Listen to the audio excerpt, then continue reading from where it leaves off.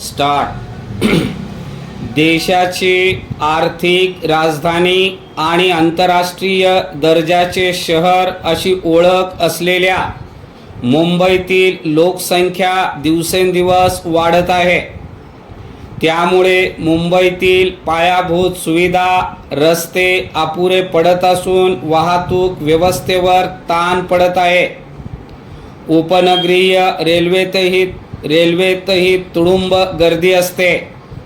वाहतूक कोंडीचा प्रश्न गंभीर बनला आहे. सोडविण्यासाठी मुंबई महानगरपालिका, MMRDA आणि MMRDC आदी सरकारी यंत्रणा विविध प्रकल्प राबवित आहेत. मेट्रो, सागरी सेतू, सागरी मार्ग, उन्नत रस्ते, उड्डाणपूल बांधले जात आहेत. मात्र तरीही परिस्थिती जैसे थे आहे. वाहतूक कोंडीचा गंभीर प्रश्न सोडविण्यासाठी आता राज्य सरकारने इतर पर्यायांचा विचार सुरू केला आहे. परिच्छेद. नवीन प्रकल्पासाठी मुंबईत पुरेशी जागाच नसल्याने हा प्रश्न सोडवावयाचा कसा, असा प्रश्न राज्य सरकार समोर होता.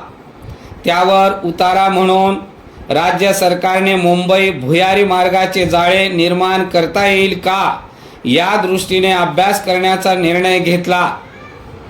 भुयारी मार्गासंबंधीचा सविस्तर अभ्यास करण्यासाठी 2023 मध्ये एका समितीची स्थापना करण्यात आली. मुंबई महापालिका आयुक्तांच्या अध्यक्षतेखाली 8 सदस्यांची ही समिती असून यात MMRDA आणि MMRDCच्या अभियंत्यांचाही समावेश आहे. आता लवकरच या अभ्यासाला सुरुवात होणार आहे. परिच्छेद. राज्य सरकारने समिती स्थापन करून भुयारी मार्गाचा अभ्यास आणि सल्लागार नेमण्याची जबाबदारी पालिकेवर सोपवली. पालिकेने आत्तापर्यंत सल्लागारांची नियुक्ती करून अभ्यास करणे अपेक्षित होते.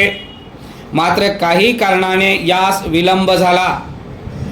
काही महिन्यापूर्वीच पालिकेने सल्लागार नियुक्तीसाठीच्या निविदा प्रक्रियेस सुरुवात केली आहे. यासाठी पालिकेला 2 निविदा सादर झाल्या आहेत.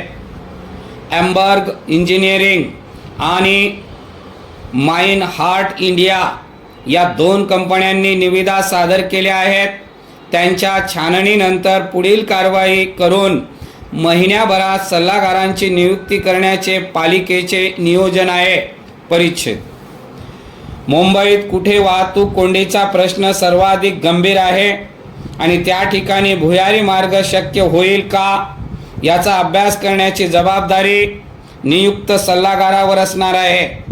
हा अभ्यास पूर्ण झाल्यानंतरच भविष्यात मुंबईत कुठे आणि कसे भुयारी मार्ग बांधणार हे स्पष्ट होईल.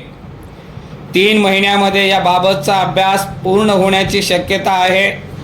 त्यामुळे येत्या 6 महिन्यात याबाबतचे चित्र स्पष्ट होऊ शकते. परिच्छेद.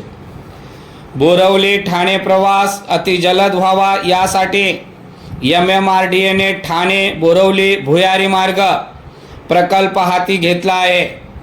या प्रकल्पाचे काम सध्या सुरू आहे. तर दुसरीकडे पूर्व मुक्त मार्गावरून अतिजलद येणाऱ्या वाहनांना CSTMTत वाहतूक कोंडीत अडकावे लागते. चर्च गेट, मरीन ड्राईव्हकडे जाण्यासाठी वाहतूक कोंडीचा सामना करावा लागतो. ही बाब लक्षात घेत MMRDAने ऑरेंज गेट, मरीन ड्राईव्ह दरम्यान दुहेरी बोगदा प्रकल्प हाती घेतला आहे. मुंबईतील जागेची टंचाई पाहता MMRDAने बोगद्यांचा भुयारी मार्गाचा पर्याय निवडला आहे.